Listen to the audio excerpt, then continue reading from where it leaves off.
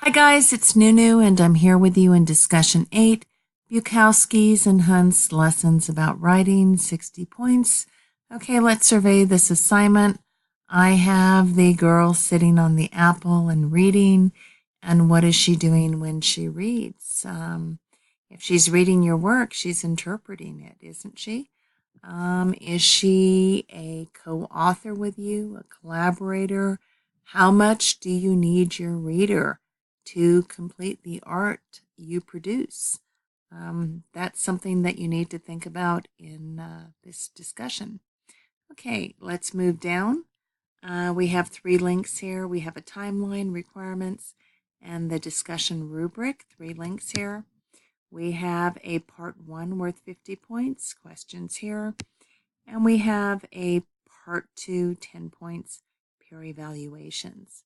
I'm going to let you read the questions in part 1 on your own, but I am going to click on the timeline and review it with you. Post part 1 by 11:59 p.m. on Thursday, and post part 2 by 11:59 p.m. on Saturday. If you think that you cannot meet this timeline, come over here to inbox and email me. Let me know what's going on, and I'll do my best to work with you. Okay, I'm clicking on the back arrow. I'm back into our assignment here.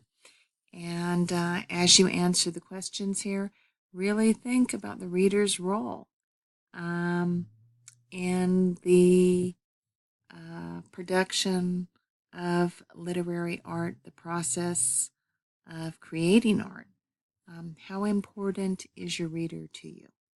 Okay, as always, if you have any questions or concerns, I'm here in inbox, and you're never bothering me when you email me. I like to chat with you. So if anything's not clear or you have ideas you want to discuss, I'm here. Okay, let's have a good week.